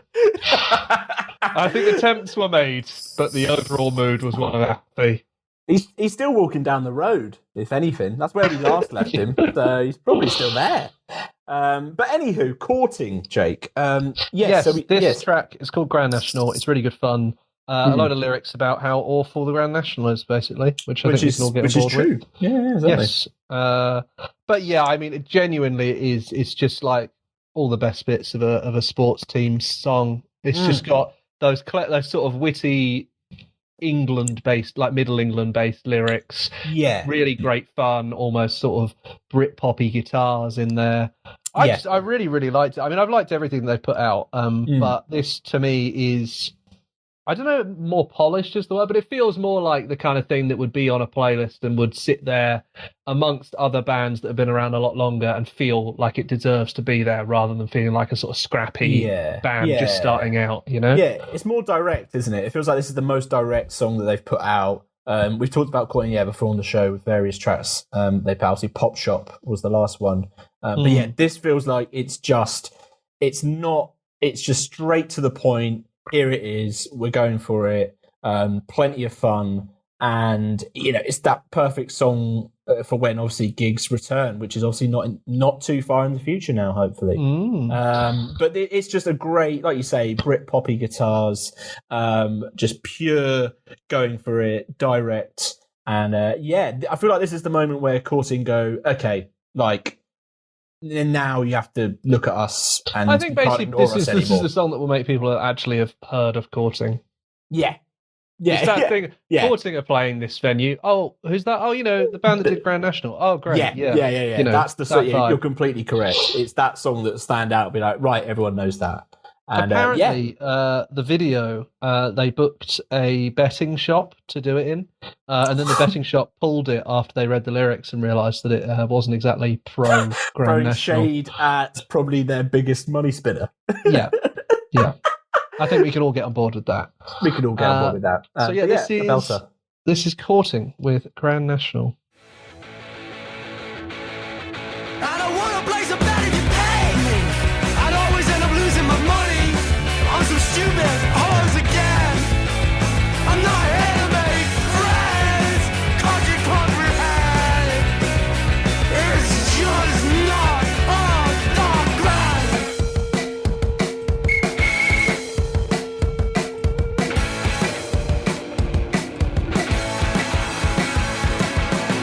We all gather on our artificial lawns, discussing chemtrails and the problems in our schools. Got another one for you. Just great fun, that. Great fun. No, sorry, we're done with that one. We're moving on. Oh God, there's no time like the present, Jake. What's another one? You pile them in. This one is from Glasgow band VLURE. VLURE? Is it VLURE? Is it meant to be? VLURE. Is it meant to be VLURE? As in? Yeah, I think it seems like a sort of churches thing. Yeah, It's not. They've stylized VLURE. it. VLURE. Ooh, hello. But luckily, the single is easier to pronounce. It's called Shattered Faith. Much easier. Yeah. Tell me a bit more. Tell me a bit more about VLURE. Is this their debut single? That's it is correct. Yes, and it's very, very good. They're from Glasgow, and there's this thing. So this is quite almost that kind of gothic vibe, but it's a lot poppier than like a goth track. But it just makes me think. Walk Disco also got a very gothic undertone in parts. And the Goths are still alive and well up there in Scotland. I feel like the Goths only exist in CEX in the south. But up in Scotland, they seem to be out and about making music. And they're very cool as well. They are much cooler than those down here in CEX. I mean, I really, this track is just I can't believe this is a debut. This is like straight out the gate. Like, it's just mad. This is a massive track. This would be like, isn't it? A debut album, and this would be the one that everyone was like, cool, have you heard that one off the debut? This is the playlistable one from a debut album, and it's their first song. This is the first song. They're just like, here we are, just swinging, just absolutely decking people. I can't believe I'm here again for the third week in a row talking about how tonk a song is. But this song just... Do you know what I mean? Like, you wouldn't let this song play football outside your gaff because the ball would come through the window. Gaff. It would come through the window. When have you ever said your gaff before? Just now I've said it. I'm that wilding up over this. And a real, like, just in-your-face song. I think we can all agree that on that first week back in May when the pubs are open inside... Yeah. And they're all absolutely banged out. This song will have a table for 8 to itself, and no one is going to ask it to move. This is Shattered Fate by Blue.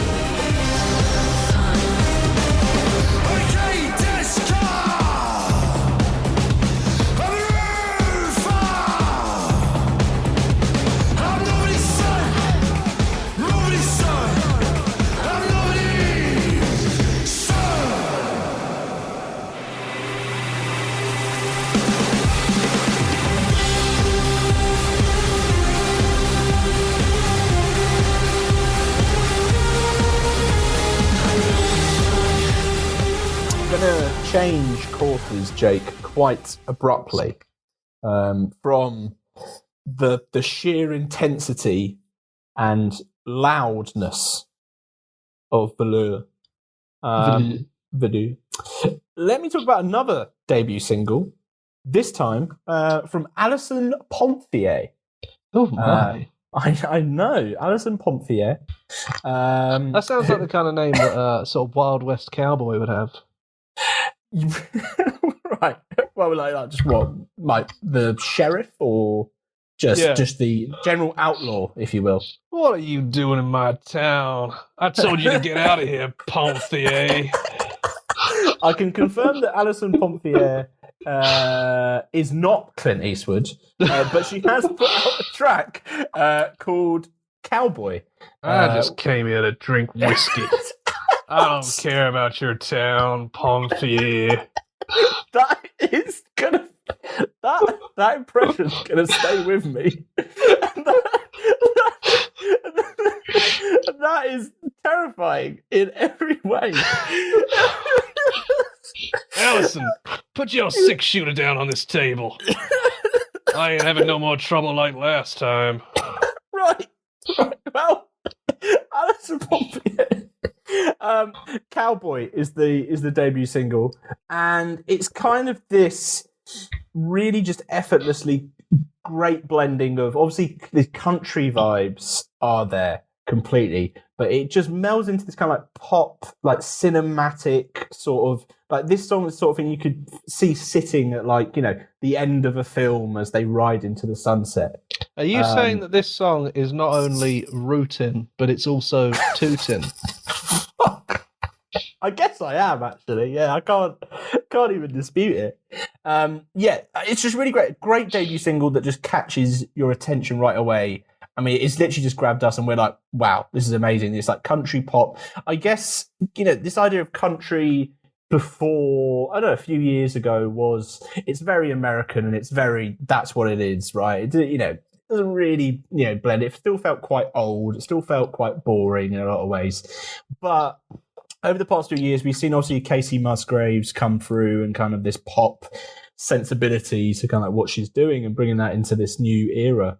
And Allison Ponthier, it feels like, is kind of, you know, not in that lane, but she's definitely taking that kind of like what's been built there. And I think for years, because country was still huge commercially in America, it didn't go through what so many other genres have gone through, where like bits and pieces of it were taken and incorporated into pop because it was so separate to pop. And now I think, like you say, there is more and more of this thing of like, these acts aren't country at all, but they're just taking little sensibilities and little aesthetics and almost kind of, a wink and a nudge as they do this sort of country stuff. And that's why like so many of them have things like cowboy in the title, because it's just that ironic thing of like, I know it sounds country. That's the point. Yeah. I also think there's a more theatrical element to this as well. It feels that it's very much, I don't know, that you can imagine live, it'll be phenomenal. It kind of like, it changes pace throughout. And yeah, it's just a track that just immediately grabs you. And yeah, it makes you very interested for what comes next from Allison Ponthier. Ponthier. I really hope that's how you pronounce Alison's second name. Because if it's not, we've got an absolute riff here out of nowhere. Also, I guess, in that, Orville Peck sort of world where this kind of like playing upon country as well, but, not necessarily being like, we are country. I kind of get that from this as well. It's a great track. And you can just fall into her world. So this is Allison Ponthier. This is who? You mean this is Allison Ponthier with Cowboy. I'm doing the weaving of the old roots. My greatest enemy took up residence in me. I feel like a criminal with no history, running from the law, though I really love them all. I wasn't ready, I had a foot in my mouth.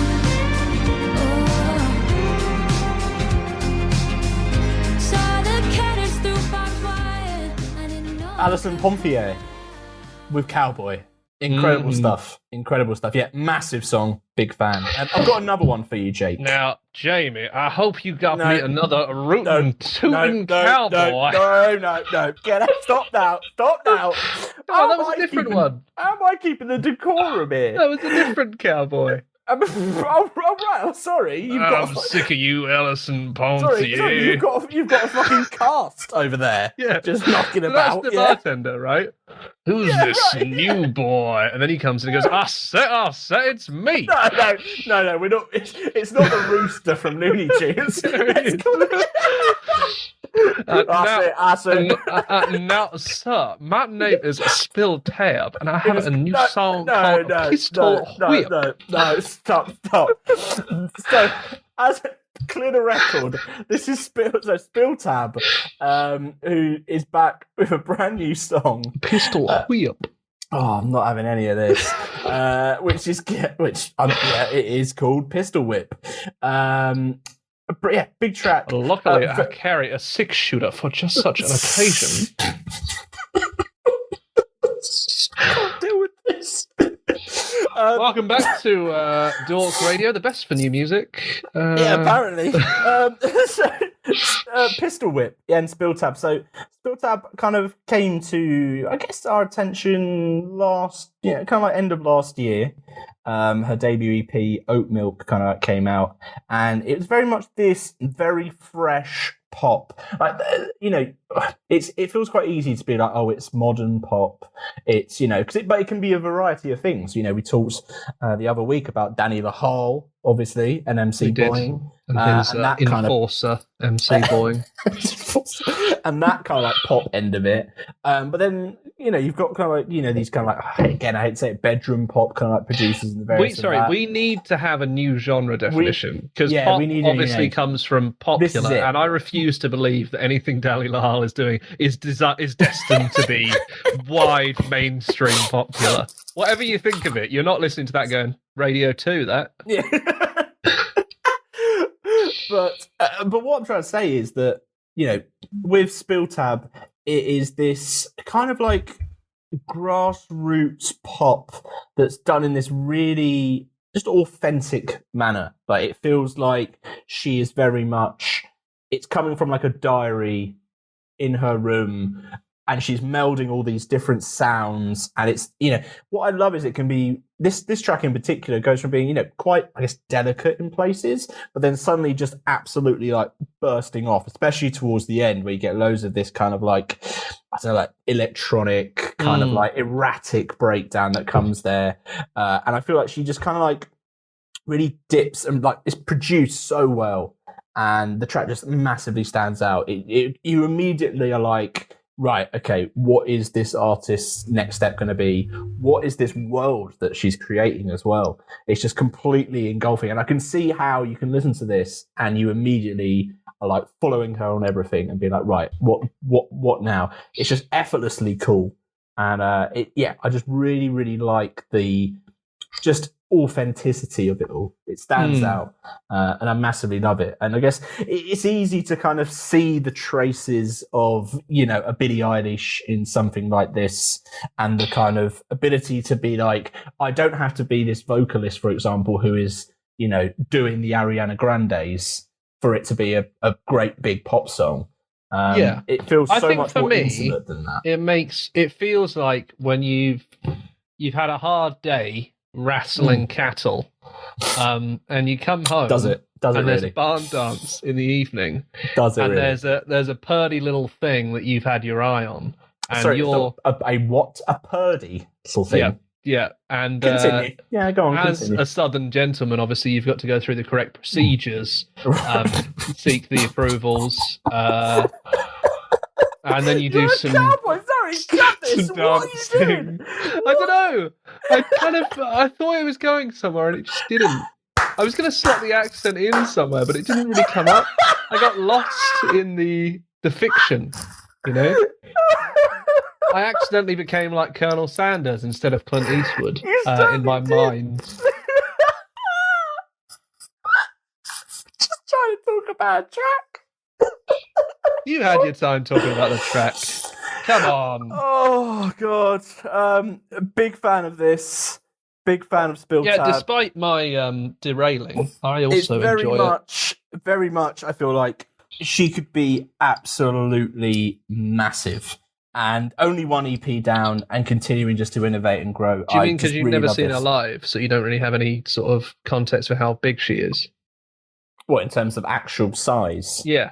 I mean, that also, I don't know what her actual size is in terms of her presence in physical form. Maybe you'll keep growing, maybe not.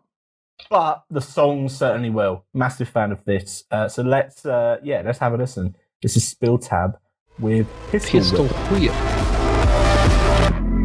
I can't undo The ways that I loved you, lead in your gut, but bleach in the cut.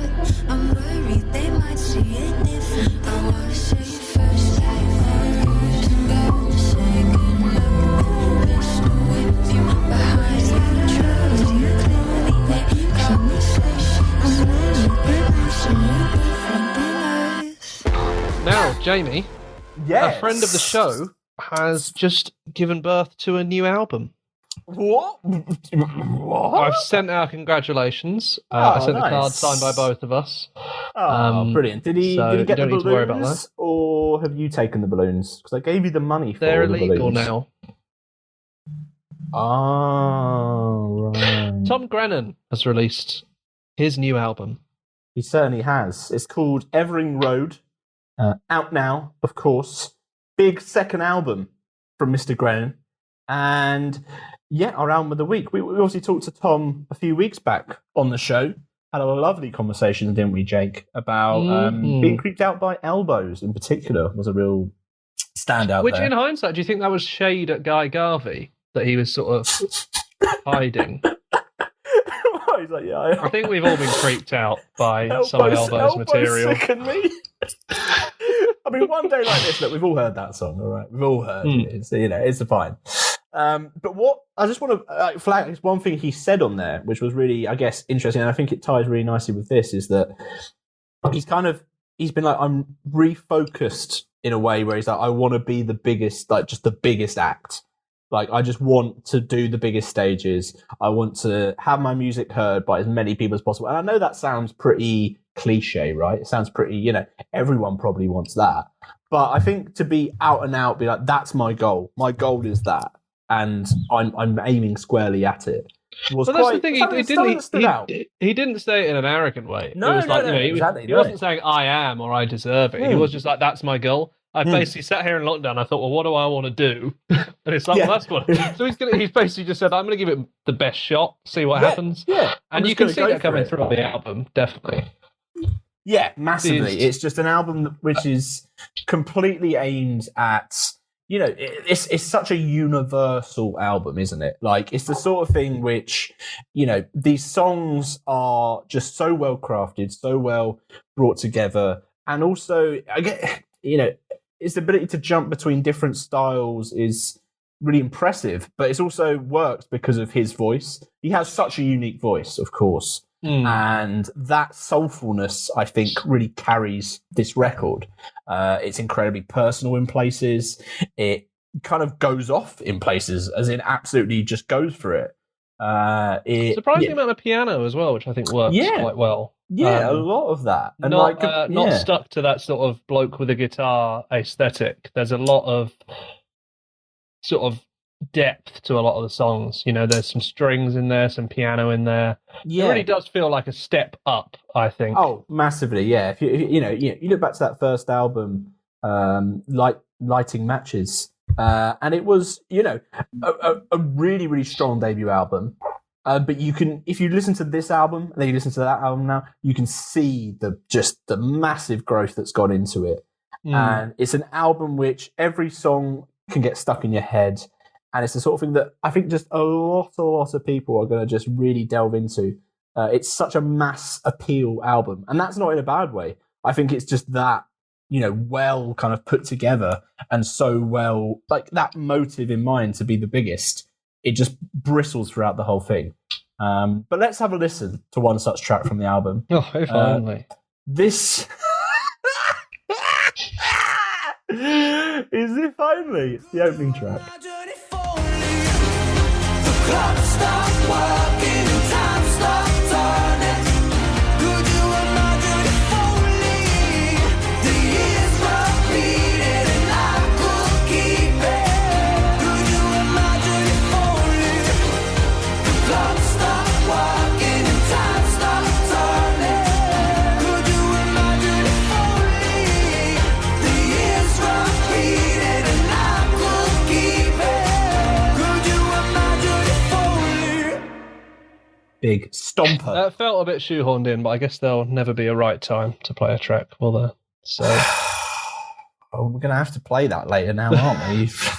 I thought we might play it straight afterwards. I thought my puns might actually kick off. I was just testing it to see whether it was me automated saying system. It. Yeah, who knows? Like, oh, there it is. Oh, fucking hell. I guess what I wanted to say as well about this record and about, I think that's Tom in general, is like that going from the first album, which was, you know, very successful, but it wasn't, you know, number ones around the world, right? It was very successful, but it was definitely like, right, now you need to prove yourself again with a second album. And his ability to come and do that, like, it's such a precarious moment, isn't it, for an artist? Like that kind of moment. There's the difference, isn't there? If you're Lewis Capaldi, your first album, like, your second album is just, okay, can you keep up what you were doing? Whereas I think with Tom Grennan saying, like, I want to be one of the biggest, I want to be as big as I can be, it's like, okay, well, there is a step up to be taken from what was a massively successful debut. But yeah, it's clear that you can take a step up from that. And he's really gone for it to basically make that step. Yeah, and I guess as well with the first album, it's always like, you know, this is a collection of songs that he's probably had or he's, you know, had in some capacity for a number of years. When it gets to a debut album, you're like, right, let's just, I need to kind of put everything into this because that's, you know, who I am and that I've got these songs and let's put it on the debut album because that's who I am at this point. It was something else that he said on the show where he was like, this feels like my debut album again. Like, this feels like a debut album for me. Because it's like the first album where artistically he feels like he can just, like, he's put everything into it and he can almost stand behind it. I don't think that's necessarily having a pop at the first album or being negative about it, but I think he's kind of gone through, variety of, things in his own life and has put it into this record, and it feels like it's tied together by that, and it's definitely a more confessional and I guess artistic bit of work really from it. It really stands out, and I really enjoy. I think it just feels like this is the record that everyone's like. It's the sort of thing that, like, everyone's mums is going to have. Oh yeah, you are. You know what I mean? No matter how much you love this album, you are going to be sick of it. Because it's going to be huge. This is the thing, isn't it? That is a compliment, by the way, Tom, if you're listening, for whatever reason. Nice to see you again. Yeah, I feel like this is going to be in every car in the whole country for about 6 months on every radio station, just everywhere. Yeah, fair play to him. Absolutely brilliant stuff. And also great suits. Have you seen some of the suits he's been cracking out recently? I've just seen the one suit on the cover of the album, which appears to be incredibly slippery or slightly too big for him, because it's not quite staying falling off his shoulder a little bit. Maybe Which is fine in everyday life, but you'd think for the album cover someone would have told him. What do you think? They had like one take. I mean, he is standing in the middle of the road, so maybe that's true. Maybe Tom, obviously let us know like how that shoot went. Like, did you have one shot and then you turned around and there was a Pimlico plumber fan behind you? One for the Londoners there. Well, listening. I think they are across the whole of the south. How? They're in Pimlico. Play a game. They're just from Pimlico. They're like the biggest. Like, this doesn't matter. This does not matter. It doesn't matter at all. Tom Grennan, Evering Road. A real, universal big pop album. You're going to hear this not just for the next week, but for months and months and months to come. I guess there isn't really a good time to play another track. There'll never be a right time. Yes, this is. We made it. This is never be a right time for Tom Grennan.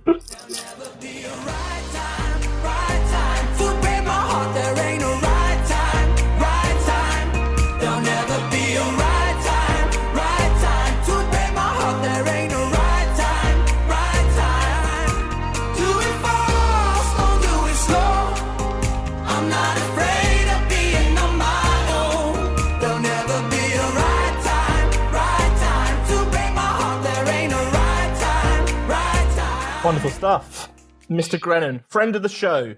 It's so lovely when they just they. It's lovely for our album to come out. Yeah, I think the three of us. I think that's really It was the insight. It was the insight on going to a nice restaurant and eating with your hands. I think what pushed it over the edge. Tipped it over the edge, exactly. We're delighted to contribute. Over the edge implies a drop, doesn't it? Yeah. There's a bigger edge coming. That's good, right? I don't know. Jamie. Oh, God. It's time for your favourite segment. And this week I thought to celebrate a running theme of the show, maybe you could do it in the style of the Wild West. Oh, no. Okay, hold on. Well, looky here, sir. It is your tweets of the week. Yeah, that's pretty good. It was enjoyable. You like that? Yeah. I had the dilemma of the fact that... It was wonderful. It was wonderful. I had the dilemma of the fact that obviously Twitter wasn't really popping back in the Wild West days. It's hard to place it there. I say, what is this social media application? Fuck no. Jake, do you have a tweet to kick us off? You're not on that Instagram, are you, boy? Stop.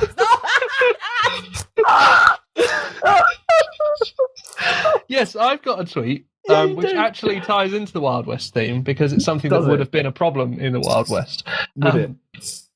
What I rate about this tweet is the complete ineptitude of it. This is Alex Rice of Sports Team Fame and Fortune has tweeted, "Can you sort the Wi-Fi in Lewisham? ? Yep. At Virgin Media 2 days now."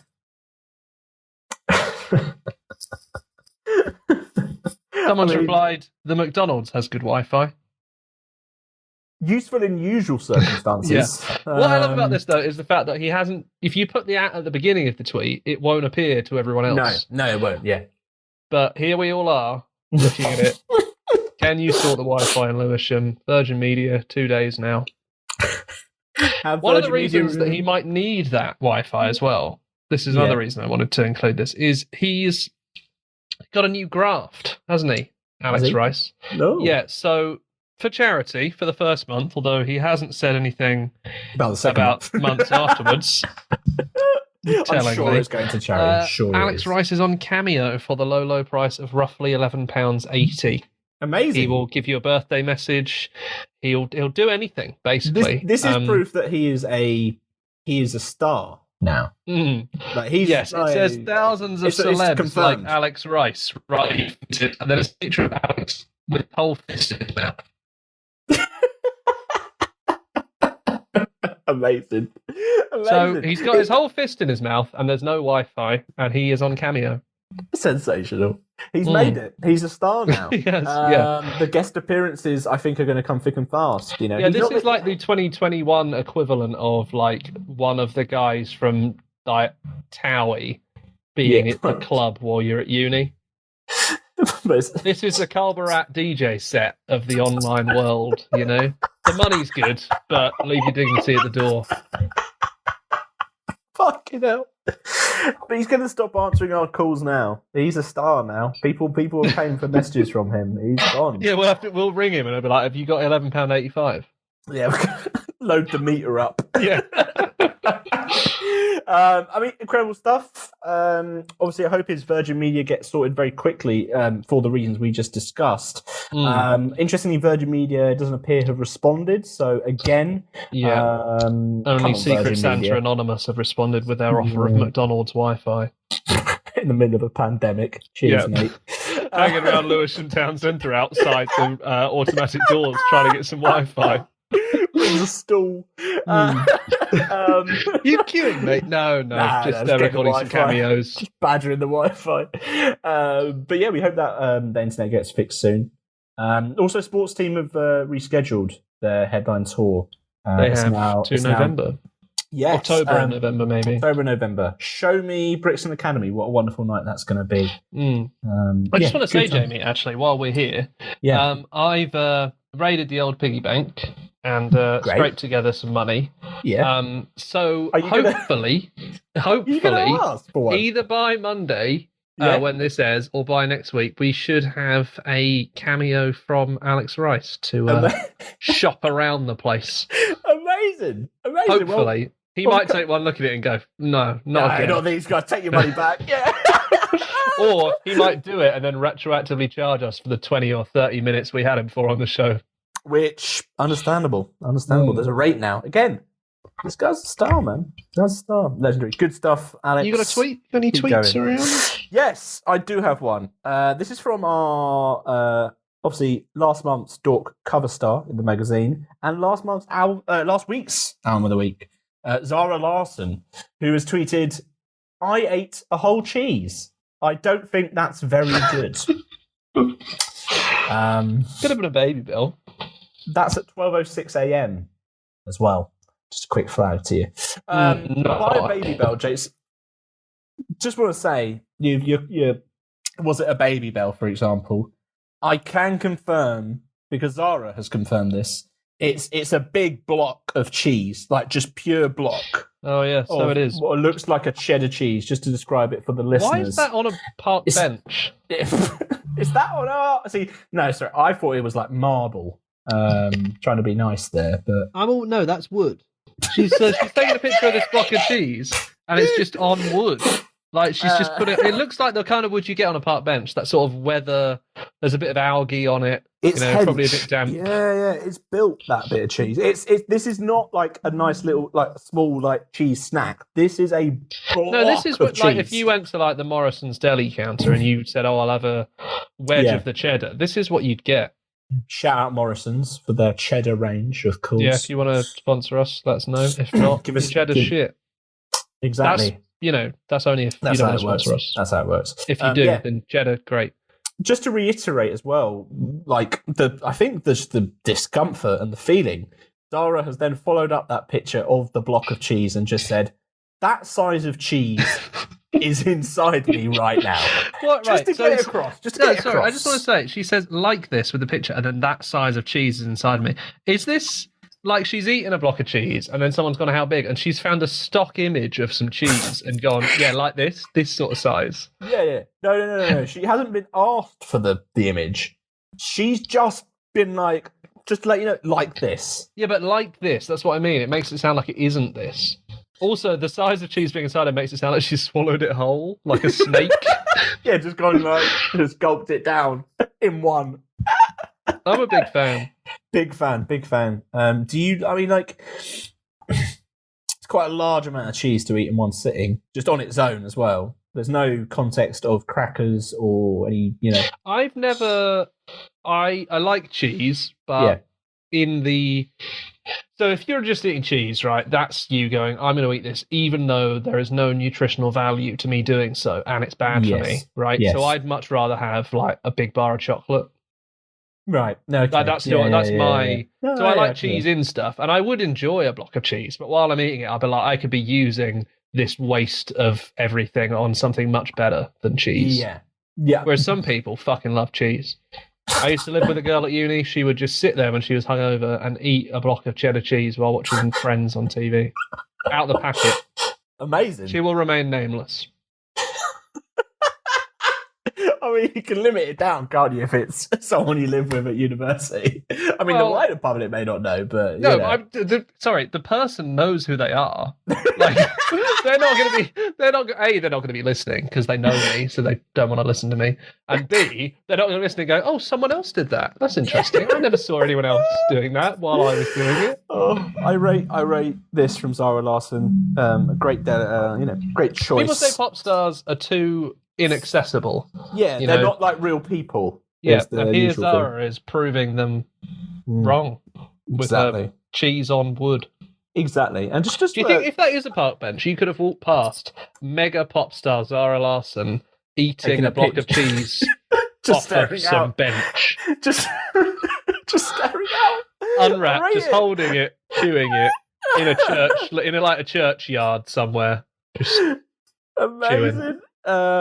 Cheese boards, I guess, are welcome at the Larson household.